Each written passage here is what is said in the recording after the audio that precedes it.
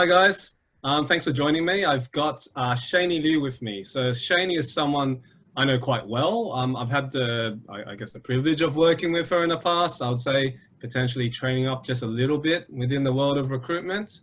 But yeah, Shayney, just for those that don't know you, if you just want to quickly introduce yourself. Yeah. Hi, everyone. So my name is Shayney. I'm currently a recruiter, an IT recruiter working for a big tech company. I used to work in agency recruitment. That's how I met Patrick. And yeah, that's me in a nutshell. Thank you for that. So look, the purpose of today's chat is just to talk about, well, things that are, I guess, interesting and I guess some areas of recruitment that, I'd like to discuss with Shayney being a recruiter from I guess, the agency world and the internal world. So I guess let's just get straight into it. So, okay, this is something that's really important to me right now, especially dealing with candidates. But how important do you think it is to have networks in the current market and connections? So I think networks are really important, regardless of the times, whether it's COVID times or pre-COVID times, because having a good network means that you understand what opportunities are out there. First of all, when you're looking, a lot of opportunities aren't advertised. Correct. So, reaching out to your network when when you're starting to think about looking, when you're looking is so important because that will bring up a lot more opportunities. And then the second thing is from a referral standpoint. So, a good word from someone is so much more than a good CV. Likewise, a bad word from someone can destroy a good interview performance. It can, matter how good your CV is, looking at, hearing I guess, the feedback from someone that is trusted, who's already in the organization, who's worked with you before, means a lot. So I think it's really important to have those good networks. Yeah, and I 100% agree with you.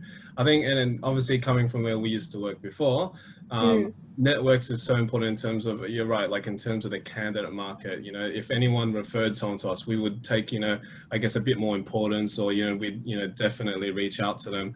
For me, I guess what I've been finding over the last few months is that anyone that I've talked to, that I've kind of known that have gotten jobs, more often than not got the job because they knew someone either at the organization or got referred into it. And even myself, a lot of the candidates that I work with are referred to me.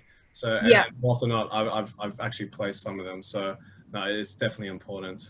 Yeah, and I think it's always good when a candidate brings up, even if sometimes as a recruiter, I might not ask, hey, do you know anyone on the team?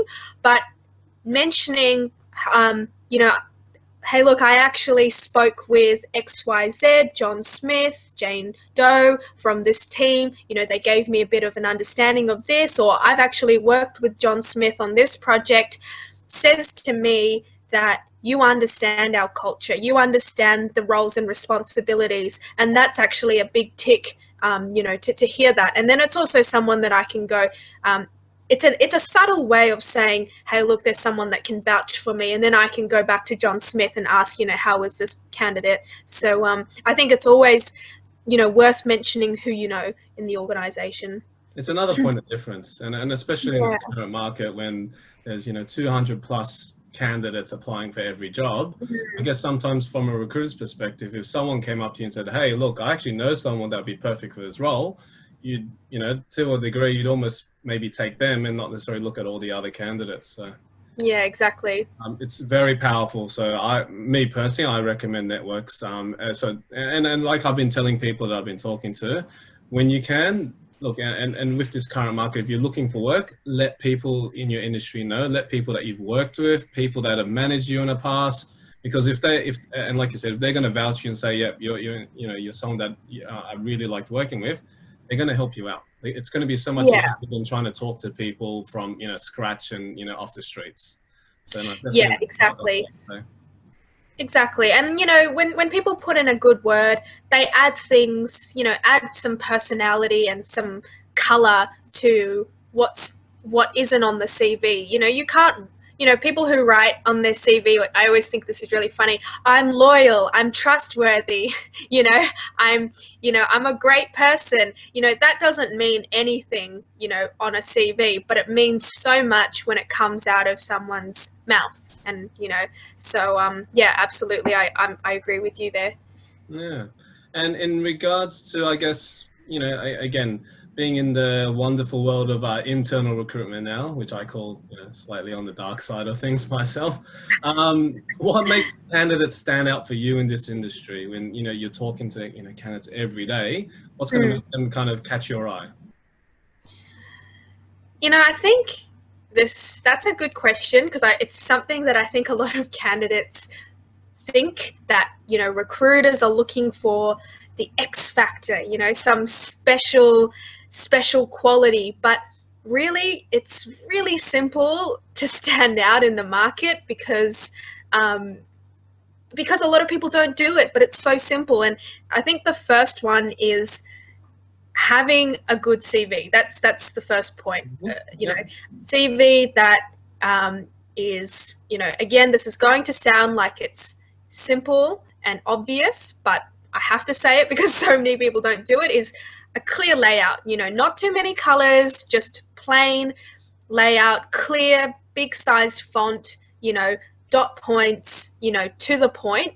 A CV that actually addresses the job description using the same kind of language, and I would say, tailor your CV to each job. I know that can take a long time, but, not doing that means that you spend a lot of work putting in 300 CVs and you hear from 0 people, but maybe putting in 5 really good CVs, tailored CVs, could get you 1 or 2 responses.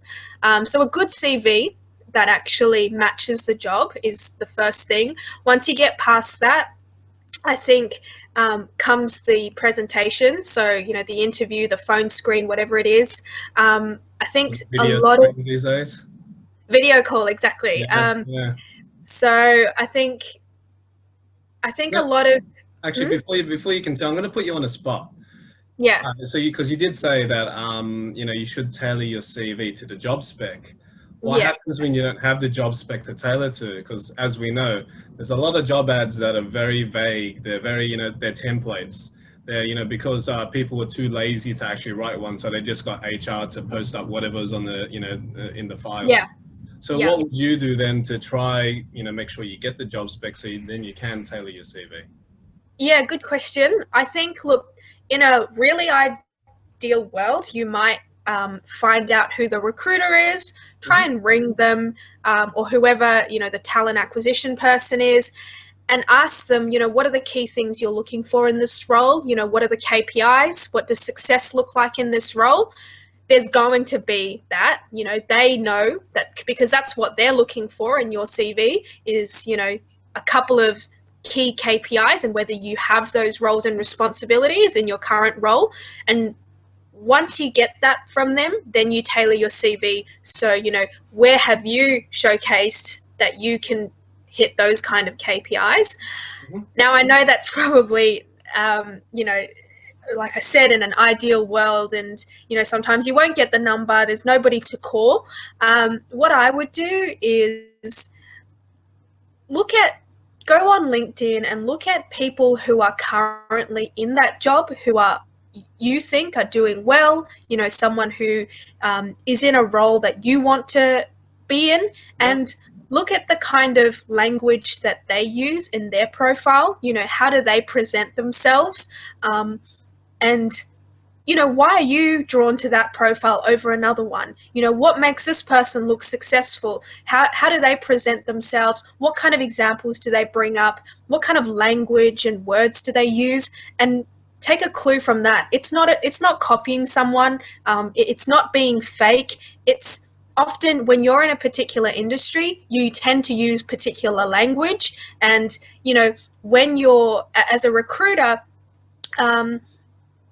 if you're not using that language, people might assume that you're not in that industry, that you're not familiar with it. So get familiar with what the lingo is in your in your industry, and that starts by looking at people who are successful in that industry. So work backwards from there is my tip. Yeah.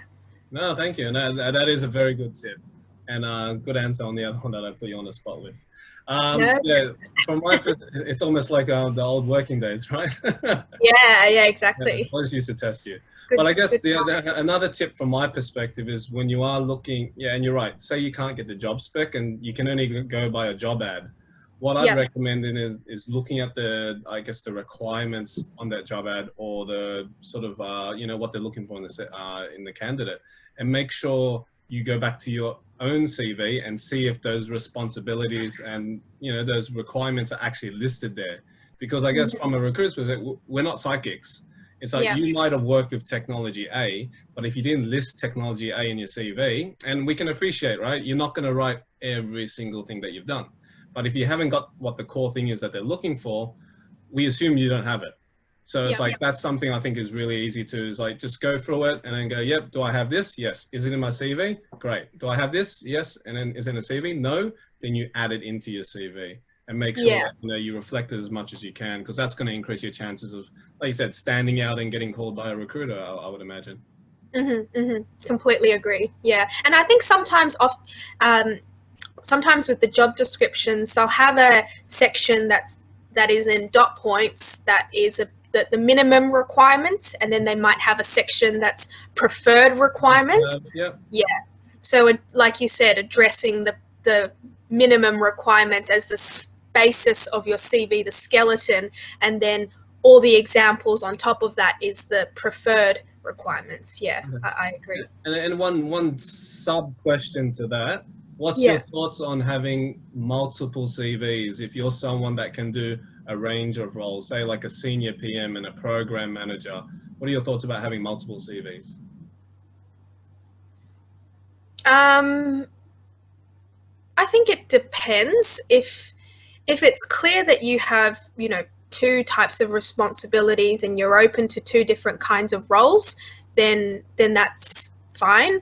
But again, I think tailoring it to each job is important. So even within one job, say a program manager, maybe you've got certain experience that's tailored to, financial crime experience or something like that, then, highlight that if it's for that kind of job. If it's for something to do with, programs around something else, another topic, then do that. So I think there's never too much tailoring, and I think there's never, you can't put in too much effort, Yeah, no, fair call. Yeah. And I think it goes back to that original point you made. If you can get in touch with someone, so at least that tailoring and that effort's not going to go to waste because you're telling it specifically what they want.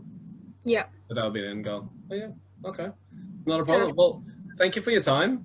And so good answers. So look, I appreciate it. And yeah, I'll be in touch with you soon in regards to some new topics that we'll talk about in the next coming weeks.